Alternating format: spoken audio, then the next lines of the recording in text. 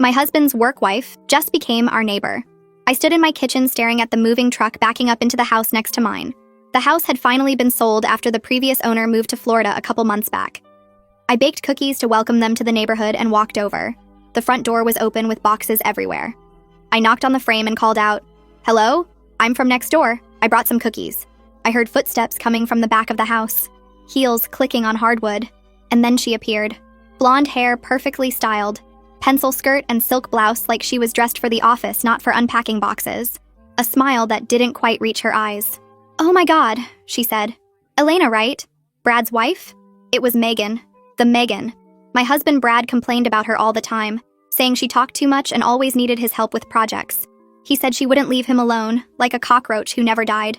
She had even started calling herself his work wife just because they spent so much time together at work. "Surprise," she said, and something about the way she said it made my skin crawl. "Looks like we're neighbors now." Megan said surprise like she'd been waiting to say it, like she'd rehearsed it. I kept replaying it in my head while I made dinner that night. The way she was dressed, the way she smiled like she'd already won something I didn't know we were competing for. Maybe I was being paranoid. Maybe it really was just a coincidence. Coincidence? I think not, because coincidences don't usually make your hands shake when you think about them. Before we get into that, let me tell you how we got here. Brad and I had been married for 10 years. We met in college and got married 2 years after graduation. We have 2 kids now. Susie was 8 and Harry was 6. We'd worked hard to get to where we were, saved every penny, made sacrifices. And last year we finally bought our dream home in the neighborhood we'd always wanted. Good schools, safe streets, friendly neighbors, or so I thought. I'd heard about Megan for years. Brad worked in finance and she was in accounting. According to him, she was the most annoying person in the entire company. She talked constantly, laughed too loud at meetings, and showed up at his desk multiple times a day asking questions she could easily Google. "She's exhausting," he'd say when he came home from work. "I don't know how anyone deals with her." I felt bad for him, honestly. He'd come home stressed out with a new thing Megan did that bothered him, and then she started calling herself his work wife. Brad told me about it in disgust, said she'd introduced herself to a new employee as Brad's work wife, and he wanted to disappear into the floor. And she only continued saying it in meetings, in emails, to clients. She'd refer to herself as his office better half and laugh. "That's so inappropriate," I said when he told me. "That's Megan," he replied. "No boundaries, no self-awareness. She actually thinks it's cute. Why don't you just talk to HR?" I asked. "And say what? She's annoying? She asks for help with work? She calls herself my work wife?" They'd laugh me out of the building. So he dealt with it, and I trusted him without question. Because who complains that much about someone they're actually interested in? Brad came home from work a few hours after I met Megan, and he stopped dead cold in his tracks when I told him she bought the house next door. His face did something I couldn't read. "That's weird. She never mentioned she was house hunting." "This is going to be a problem," I sighed. "Why?" "She's just a neighbor now. It's probably a coincidence. Nice neighborhood, good schools, makes sense."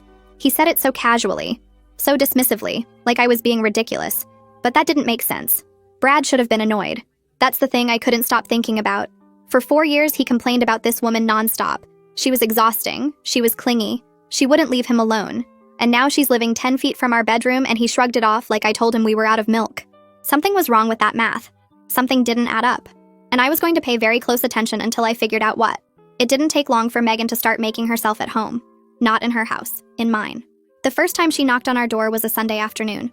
Brad was in the backyard grilling burgers and I was setting the table when the doorbell rang. Megan stood there holding a bottle of wine and smiling. I smelled the barbecue and thought I'd bring something to contribute. Hope that's okay? I tried to be welcoming. I really did. Maybe Brad and I had judged her too harshly and she really was just lonely and looking for friends. So I handed her a plate and poured her a drink and made space for her at our table. But then he sat down next to Brad. Not across from him where there was an empty chair. Next to him. So close their elbows touched when they reached for the salt. "You don't mind, do you, Elena?" she asked after she'd already sat down. Brad and I sit next to each other at every work lunch. Force of habit, I minded. But I smiled and said it was fine because what else could I say? Don't sit next to my husband at my own dinner table? I'd sound insane. Halfway through the meal, Susie spilled her juice, and before I could grab a napkin, Megan was already up. "I've got it, sweetie," she said, wiping down my daughter's shirt with the towel I kept by the sink. The towel she somehow knew was there even though she'd never been in my kitchen before. "There, good as new. You know your daddy spills things at work all the time too? I'm always cleaning up after him." "You clean up after daddy?" Susie asked. "Someone has to," Megan laughed. "He's helpless without his work wife. Right, Brad?" Brad chuckled and shook his head, but he didn't correct her. Didn't say, "Actually, you're not my work wife." Just let it sit there like it was true. After dinner, I started clearing plates, and Megan jumped up to help. You wash, I'll dry, she said, positioning herself at my sink like she belonged there. Brad, honey, can you keep the kids busy for a minute? Girl talk. Brad, honey. She called my husband honey in my house, and he just nodded and took the kids outside like it was normal. So, Megan said once we were alone, how long have you and Brad been together? 12 years, 10 married. Wow, that's a long time. Things must get pretty routine by now, huh? We're happy. Oh, I'm sure you are. I just mean it must be hard, keeping things exciting after so long. Brad told me you guys have been in a bit of a rut lately. I stopped washing. He said that? Don't worry. He didn't go into detail. He just mentioned things have been a little stale. Intimately. She said that last word quietly, like we were sharing a secret. I told him that's totally normal. Every marriage goes through dry spells, because she knew so much about marriage. My husband had talked to this woman about our intimate life, about our dry spells. I felt something cold settle in my chest, but I kept my voice steady. Brad and I are fine. Of course you are, she said, patting my arm with a wet hand. I'm just saying if you ever need advice. I've been told I'm very good at keeping men interested. She smiled at me, and for a second, the mask slipped. I saw something underneath. Something hungry. Then Brad came back inside with the kids, and she was all warmth again. Hugging Susie goodbye, high-fiving Harry, telling Brad she'd see him Monday with a look that lasted a beat too long. That night, I asked Brad if he'd told Megan about our relationship. He said he didn't remember. He said she probably misunderstood something he said about being tired and that I was reading too much into it.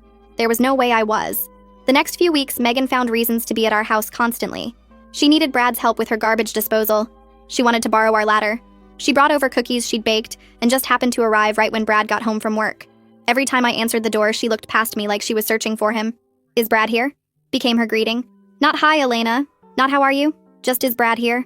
One afternoon, I came home early from errands and found her in my backyard. She was pushing Susie on the swing set while Harry kicked a soccer ball nearby. Brad was at work. I hadn't given her permission to be there. Elena, hi, she said like I was the visitor. The kids were playing outside and I thought I'd keep an eye on them. I know your sitter leaves at 3 and I saw her car pull away, so I figured I'd step in. You're welcome. I was only gone 20 minutes. You can never be too careful. There are crazy people everywhere. She hopped off the swing and smoothed down her dress. Susie was just telling me about her dance recital. I'd love to come watch, if that's okay with you. Susie looked at me with hopeful eyes. Can she, Mom? Please? What was I supposed to say? No, this woman who's been nothing but nice to you can't come to your recital because Mommy has a bad feeling? We'll see, I said, and Megan smiled like she'd already won. She came to the recital. She brought flowers, bigger than the bouquet Brad and I brought. She sat in the front row and cheered the loudest, and afterwards Susie ran to her first.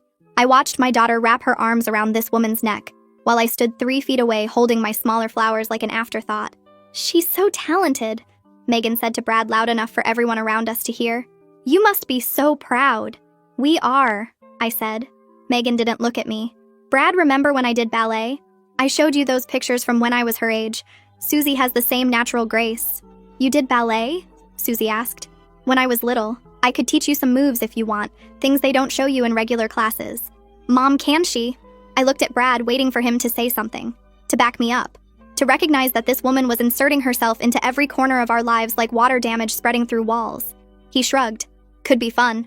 The lessons happened at Megan's house, twice a week. Sometimes Brad would walk Susie over and stay to watch, and I'd sit at home looking at the clock wondering why a 30-minute lesson took 2 hours.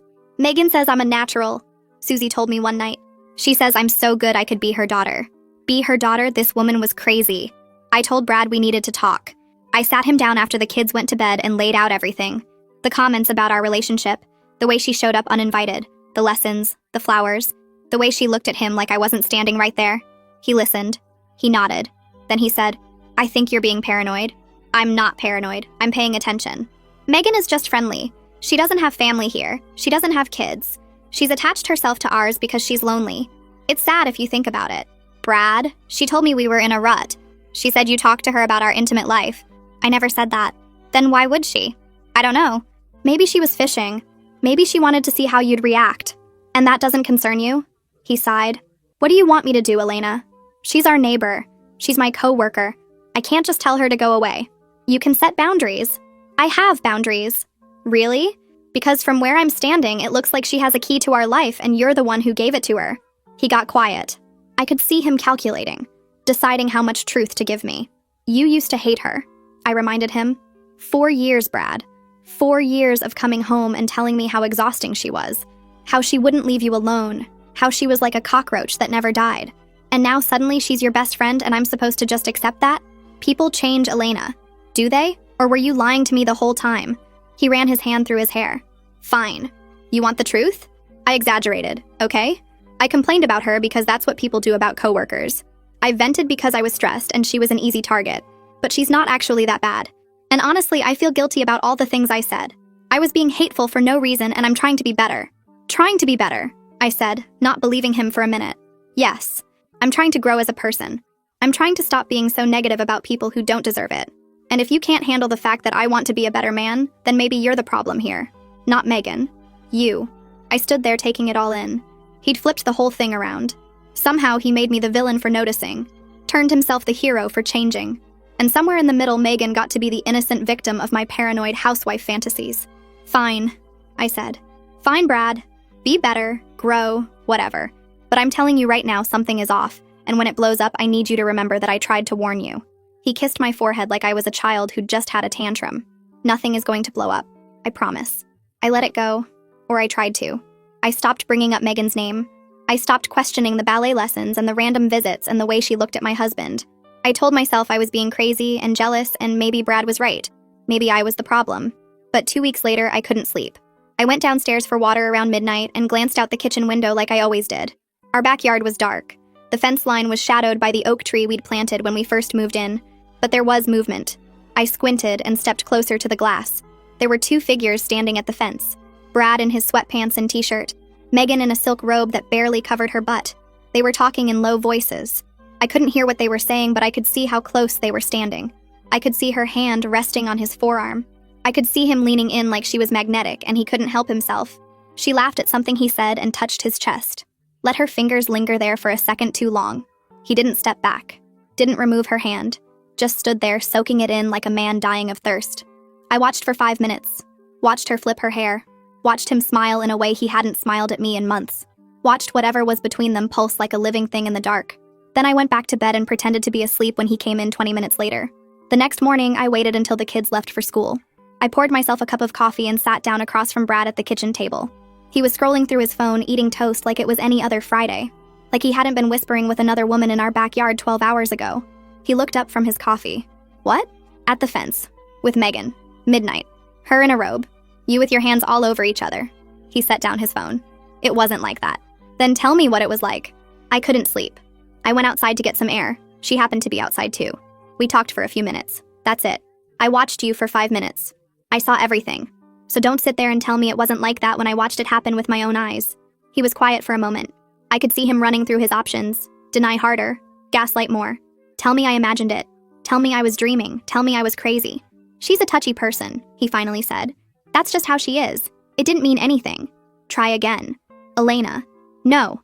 I'm done accepting excuses that insult my intelligence. I know what I saw. You know what you did. So either tell me the truth right now or I'm going to assume the worst and act accordingly. The kitchen was silent except for the hum of the refrigerator. Brad stared at his coffee cup like he was hoping it would swallow him whole. I waited. I wasn't going to fill the silence for him. He'd built this hole. He could climb out of it himself. Okay, he said finally. His voice was quieter now. Smaller. I'll admit I have some complicated feelings about Megan. Complicated feelings, I repeated. Yes, I don't know how to explain it. She just gets me in a way that's different. We have this connection at work, and it carried over, but nothing happened. It's just feelings. I can't control how I feel. I just didn't tell you because I knew you'd react like this. Like what? Like a wife who just found out her husband has feelings for another woman? How exactly should I be reacting, Brad? Should I throw a party? Bake her a cake? Should we invite Bella Hadid? Thank her for keeping you entertained while I'm busy raising our children? He flinched. Good. I'm going to handle it, he said. You better. You want to be a better person? You want to grow and change and stop being negative? Start with this. Get your shit together, Brad. I mean it. And I'm not saying this for me because clearly my feelings aren't enough to motivate you. Do it for Susie and Harry. They deserve a father who's present and committed, who doesn't blow up their lives because he couldn't figure out the difference between being friendly and being unfaithful. I haven't been unfaithful. Yet. You haven't been unfaithful yet. But you're standing at the edge of that cliff, and instead of stepping back, you're checking the view. I'm telling you right now, if you go over, I'm not jumping after you. I will take those kids and I will build a life without you and I will not feel guilty about it for 1 second. He stared at me. He knew that if he actually cheated, I was going to take our kids and build a life without him, and I wouldn't feel guilty about it for 1 second. So it was up to him to grow a pair. I picked up my coffee and walked out of the kitchen, left him sitting there with his cold toast and his complicated feelings and the weight of everything he was about to lose. Here's the thing about ultimatums. You give them because you want the other person to fight for you. You want the version of them you fell in love with to show up and prove that person still exists somewhere underneath all the lies. But ultimatums are dangerous, because sometimes people do exactly what you asked. They say the right things. They make the right moves. They become everything you need them to be. And that's when you have to ask yourself the hardest question. Is this real? Or is this just a better performance? Brad came home that night with a bouquet of roses. He handed them to me and pulled me into a hug before I could say anything. We stood there in the kitchen for a long time with his arms around me and his chin resting on top of my head. "I'm sorry," he said quietly. "I've been an idiot." I didn't argue with him. I just let him hold me because fighting takes energy, and I'd spent all of mine. When he finally pulled back, his eyes were wet, and he looked like the man I'd married. Not the stranger who'd been defending Megan for months. My husband. The one I'd been waiting to come back. "I'm going to fix this," he said. "You and the kids are everything to me." "Then show me." "I will. Starting right now." He took the roses from my hand and found a vase under the sink. "Remember when I used to bring you flowers every Friday, when we were first dating? That was a long time ago. Too long. I stopped doing the things that made you fall in love with me, and then I acted surprised when you felt neglected." He filled the vase with water and arranged the roses carefully. "That ends now. Friday flowers are back. And not just flowers. All of it. The stuff that matters." The next morning, I woke up to Susie's laughter coming from downstairs. I found Brad in the kitchen flipping pancakes while Harry tried to sneak chocolate chips into the batter. The table was set. Coffee was made. Brad looked up when he saw me and smiled like nothing in the world was wrong. "Daddy's making heart pancakes," Susie announced. "He said the lumpy one is for you because you like imperfect things. That's why you married him." Brad shrugged. Her words, not mine, but also accurate. "How long have you guys been up?" I asked, pouring myself coffee. "Since 7, Brad said. "I wanted to let you sleep in. You've been carrying everything around here for months, and I've been too checked out to notice. So today, you rest. We've got breakfast handled. Right, guys?" "Right," Harry and Susie said in unison. "And after breakfast, we're going to the park," Brad continued. "Then ice cream. Then whatever Mom wants to do. Today is Elena Appreciation Day." "That's not a real thing," I said. "It is now. I just invented it." I sat down and watched them. This was what our Saturday mornings used to look like before everything got complicated. Before I started dreading weekends because it meant more time to notice things I didn't want to see. We spent the day at the park. Brad pushed Susie on the swings and let Harry climb on his shoulders even though he always complained about his back afterward. At one point, he jogged over to where I was sitting on a bench and handed me a dandelion. "Harry picked it for you, but he was too shy to bring it over himself." I looked at Harry, who was pretending to be very interested in a squirrel. "Tell him I love it." "I will," he laughed, then grabbed my hands. "I made reservations at that steakhouse you like. Mom already agreed to watch the kids." "You called your mother?" "This morning. I told her I needed to take my wife on a proper date because I've been neglecting her." He sat down next to me. "She said it's about time and that she always knew you were too good for me." "Smart woman." "She really is." His phone buzzed once during lunch and he silenced it without looking at the screen. When I raised an eyebrow, he said, "Family day. Everything else can wait." I wanted to believe it. I wanted to sink into this version of my life and forget the last few months ever happened. But there was still a part of me waiting for the mask to slip, watching for the moment when he'd check his phone, or glance toward Megan's house, or find an excuse to step outside alone. That moment didn't come. The week that followed felt like someone had turned back time. Brad came home right after work every day. He texted me during lunch just to say he missed me. He helped with homework, and did bath time without being asked, and fell asleep next to me on the couch instead of disappearing into the garage. Megan's name didn't come up once. Not a complaint. Not a mention. Nothing. That's when the guilt started creeping in. I thought about all the dirty looks I'd given Megan, the way I'd shut her out of conversations, the coldness I'd shown her when she was probably just a lonely woman trying to make friends in a new neighborhood. She'd brought wine to our barbecue and I'd acted like she was plotting to steal my family. I brought it up to Brad one morning while he was getting ready for work. "Do you think I should apologize to Megan?" He paused with his tie half done. "For what?" "For being such a bitch to her. She probably thinks I'm completely unhinged." "You weren't a bitch. You were protecting your family. There's a difference." "I accused her of trying to seduce you because she sat next to you at dinner." "Okay, that was a little much," he admitted. "But I didn't exactly help the situation. I should have set clearer boundaries from the start instead of letting things get weird." He finished his tie and turned to face me. "She actually told me she feels bad about everything. She's been keeping her distance because she doesn't want to cause more problems." That made it worse. This woman had been tiptoeing around her own neighborhood because of me. because I'd built a villain out of overanalyzing everything and giving in to my delusions. The next day, I had off work. Vacation time I needed to use before it expired. Brad left around 8 with a kiss and a promise to bring home Chinese food for dinner. I spent the morning cleaning and thinking about what I'd say to Megan. Maybe I'd bake something, bring it over as a peace offering. We could start fresh. Around noon, I grabbed my keys and headed to my car. I needed a few things from the store anyway. I backed out of the garage and started down our street. That's when I saw it. Brad's car. Sitting in Megan's driveway. Middle of the day. Blinds drawn. I pulled over and stared at it. He was supposed to be at work. He'd kissed me goodbye 4 hours ago and told me about meetings he had scheduled until 5. But there was his car parked in her driveway like it belonged there. The roses, the pancakes, the family day at the park, the steakhouse restaurant. The Dandelion Harry was too shy to deliver himself. All of it flashed through my mind, but it looked different now. It looked like a scene from a movie where the audience knows more than the main character, where everyone is screaming at the screen because they can see what she can't. I sat in my car with my hands on the steering wheel. He hadn't changed. He'd just gotten better at making me believe he had. There's a moment in every marriage where you realize you've been playing by rules that only you follow. You fight fair. You communicate. You give second chances. And the whole time, the other person is doing whatever they want because they know you'll keep trying. They know you'll keep hoping. They know you love them more than you love yourself. But that's the thing about hope. Eventually, it runs out. And when it does, you stop asking for things to change. You start making them. I called him first. I don't know why. Maybe I wanted to give him one last chance to tell the truth. Maybe I wanted to hear the lie come out of his mouth so I'd stop feeling guilty about what I was about to do. He picked up on the 4th ring. Hey. His voice was heavy, breathless, like he'd just climbed a flight of stairs. Or something else. Where are you? Work. It's crazy today. Back-to-back meetings until 5. I heard rustling. Movement. Everything okay? Yeah, just wanted to hear your voice. That's sweet, babe. He was distracted. I could tell. Listen, I gotta run. Holloway's waiting on those projections. I'll see you tonight, okay? Love you. He hung up before I could respond. I sat in my car for a full minute staring at his name on my phone screen. Back-to-back meetings. Holloway's projections. The same lies he'd been telling for months, probably.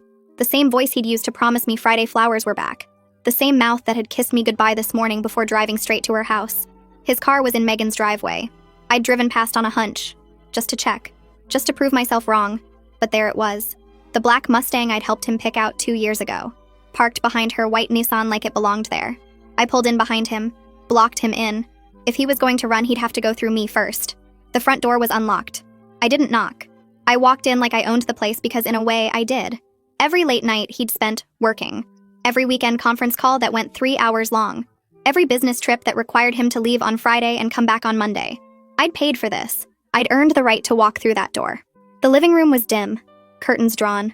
Vanilla candles flickering on the coffee table like this was some kind of romantic movie and not the destruction of everything I'd built. I heard them before I saw them. A low laugh. His voice murmuring something I couldn't make out. Her responding with a sound that made my jaw clench. They were on the couch. Brad's shirt was unbuttoned to his stomach. Megan was straddling him, her blouse somewhere on the floor, her hands in his hair. Neither of them heard me come in. They were too busy, too distracted, too certain they'd gotten away with it. Back-to-back meetings, huh? Brad's head snapped toward me so fast I thought he'd hurt himself. He shoved Megan off his lap and scrambled to his feet, his hands flying to his buttons like covering up, now would erase what I'd already seen. Elena? He said my name like it was a foreign word, like he'd forgotten I existed. What are you? How did you? Your car's in her driveway, in the middle of a Tuesday, while you're supposedly in back-to-back meetings. I leaned against the doorframe, crossed my arms. I'm not a detective, Brad, but even I can solve that mystery. Megan didn't scramble. She didn't panic. She stood up slowly, smoothing her hair like she'd just woken up from a nap. Her lipstick wasn't even smudged. She reached for her blouse and pulled it on one arm at a time, taking her time, letting me watch. You could have texted first, she said. Given us a heads up. Sorry. Didn't realize I needed an appointment to catch my husband cheating. Cheating is such an ugly word. She buttoned her blouse from the bottom up. I prefer connecting. Brad and I have a connection. We always have.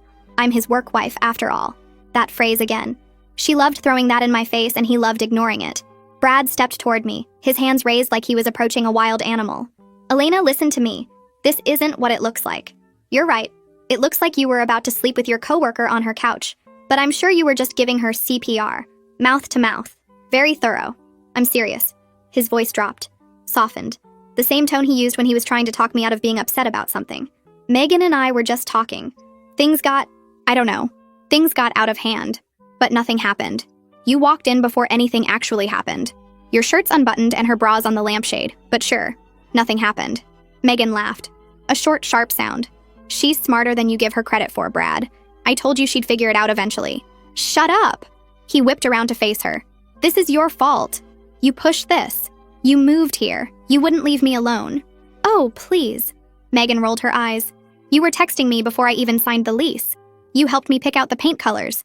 You told me which side of the fence had the better view of your bedroom window. Don't act like you're the victim here. I watched Brad's face change, the panic changing to something harder, something meaner. He turned back to me with a look I'd never seen before. Or maybe I had, and I just refused to recognize it. You know what? Fine. Yes. Megan and I have been spending time together. But have you asked yourself why? He took a step closer. When's the last time you looked at me the way she does? When's the last time you made me feel like I mattered? You're so busy with the kids, with work, with your little projects. You haven't touched me in weeks. You barely talk to me anymore. What was I supposed to do? Not sleep with the neighbor seems like a good start. You created this situation. If you'd been paying attention to your marriage, so this is my fault. I nodded slowly. I made you lie to me for months. I made you sneak around behind my back. I made you bring her into our children's lives and let them get attached to the woman you were planning to replace me with. That's not what I said. That's exactly what you said. You're just mad I repeated it back without the spin. Megan moved to stand next to Brad. Close, possessive. Her hand brushed his arm like she was claiming territory. Elena, I know this is hard to hear, but sometimes marriages just run their course. It's not anyone's fault. People grow apart. Brad and I grew together. These things happen. These things don't just happen. They require lying, scheming, moving next door to someone else's family, and systematically inserting yourself into their life. I smiled at her. That's not fate, Megan. That's a plan. Think what you want. She shrugged. It doesn't change anything. You're right. It doesn't. I looked at Brad. I want you out of the house tonight. We'll figure out the rest through lawyers. Elena, wait. Brad grabbed my wrist. We can work through this. Couples survive affairs all the time. We have kids. We have a history. You can't just throw that away because of one mistake. One mistake that lasted how long? 6 months? A year? I pulled my arm back. When did it start, Brad? Before she moved here? After? Was I making you feel neglected when I was planning Susie's birthday party or when I was up all night with Harry's stomach flu? You're being dramatic. And you're being a coward. Pick one of us and say it out loud. Right now. Silence. Brad looked at me, then at Megan, then back at me. His mouth opened, closed, opened again. Megan filled the silence for him. There's something you should know before you make any big decisions. Her hand moved to her stomach, rested there.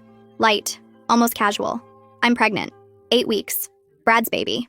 The room stopped. Everything stopped. I could hear the candle flames flickering, the hum of the refrigerator in the kitchen, the sound of my own heartbeat pounding in my ears. You knew? I asked Brad. She just told me, today. That's why I came over. I was trying to figure out how to handle it. His voice cracked. I was going to tell you. I swear. I just needed time to think. Time to think. I laughed. The sound was hollow. Your girlfriend's pregnant, and you needed time to think about whether to mention it to your wife. She's not my girlfriend. She's carrying your baby. I think that qualifies. Megan smiled. That same sweet, patient smile she'd used at every barbecue, every school event, every conversation where she'd pretended to be my friend while planning to take everything I had. This doesn't have to be a disaster, she said. Plenty of families make blended situations work. Brad can be there for you and the kids and still be involved here. We're all adults. We can figure this out together. Together. I stared at her, at the hand on her stomach, at the satisfaction in her eyes that she couldn't quite hide. You planned this. The move, the pregnancy, all of it. I saw what I wanted and I went after it. That's not a crime. No, it's just pathetic. I turned to Brad. Don't come by my house. Don't call. Don't text the kids some explanation about needing space. You figure out what you're going to tell them and then we'll talk. I walked out without waiting for a response. I could hear Brad calling my name. I could feel Megan watching from the window. 10 feet of grass between her door and mine. 10 feet I'd walked 100 times bringing cookies and making small talk and trying to be a good neighbor. She could have the 10 feet. She could have Brad. She could have whatever scraps of a life they managed to build together. Pregnant. She was pregnant. Megan stood there with her hand on her stomach like she'd already won. Like that baby was a checkmate and I was supposed to tip over my king and walk away. Brad couldn't even look at me. He knew what he'd done. He knew there was no explaining this away. But here's what neither of them understood. A baby doesn't save a sinking ship. It just means there's one more person on board when it goes down. And I was done drowning for people who wanted to watch me sink. I had lawyers to call. I filed for divorce at 9:03 the next morning. The courthouse opened at 9. I was the first person through the door. The clerk barely looked at me. She'd seen 1,000 women like me walk up to that counter. Tired eyes, clenched jaw, wedding ring still on because taking it off felt like admitting defeat and keeping it on felt like a joke.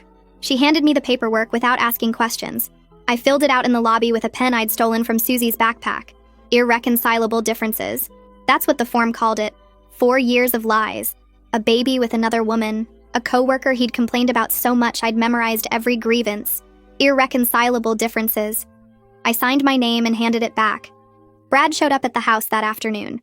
I was in the kitchen making the kids' lunches for the next day when I heard his key in the lock. I'd forgotten to change them. Stupid. That was going on the list. Elena. He stood in the doorway like a stranger. Like he wasn't sure if he was allowed to come in. Good. He shouldn't be sure. We need to talk. I filed this morning. His face crumpled. Actually crumpled. Like a paper bag someone had stepped on. Already? You didn't even give me a chance to explain. You had plenty of chances. You used them to lie to me. I made a mistake. He stepped closer. His voice was soft, careful. The same voice he'd used 1,000 times to talk me down from being upset. People make mistakes, Elena. It doesn't mean we throw away 10 years of marriage. Think about the kids. Think about what this is going to do to them. I am thinking about the kids. I kept spreading peanut butter on bread, smooth strokes, even layers. I'm thinking about what it would do to them to grow up watching their mother accept being treated like garbage. I'm thinking about what it would teach Susie about how women should let men behave. I'm thinking about what it would teach Harry about accountability. So that's it? You're just done? You're not even going to try? I set down the knife and turned to face him. He looked smaller than I remembered. Or maybe I was just finally seeing him at actual size. I tried for 10 years. I tried when you worked late every night and I was home alone with a newborn. I tried when you forgot our anniversary 3 years in a row. I tried when you complained about Megan constantly and I listened and sympathized and never once suspected that the reason you couldn't stop talking about her was because you couldn't stop thinking about her. His jaw tightened. That's not fair. Isn't it? I laughed. The sound surprised both of us. 4 years, Brad. 4 years of Megan's so annoying and Megan won't leave me alone. And Megan's like a cockroach who won't die. You know what I think now? I think you were mad. Not at her. At yourself. Because you wanted her, and you knew wanting her made you a bad person. So you complained about her instead. Made her the villain. Made yourself the victim. And I bought every word of it because I trusted you. You're twisting everything. I'm seeing clearly for the first time in years. He changed tactics. I watched it happen in real time. The softness melted away. Something harder took its place. Fine. You want a divorce? Let's talk about what that actually looks like. I make more money than you. I can afford a better lawyer. You really want to drag this out in court? You really want the kids to go through that? Are you threatening me? I'm being realistic. He shrugged. You file for divorce? You're not just leaving me. You're leaving the life I provided. The house, the cars, the vacations. You think you can maintain all that on your salary? I picked up the knife again. Went back to the sandwiches. I think I'd rather live in a studio apartment with my dignity than in a mansion with a man who sleeps with the neighbor and blames me for it. Elena? Get out. I didn't raise my voice. I didn't need to. The kids will be home in an hour. I don't want them to see you here.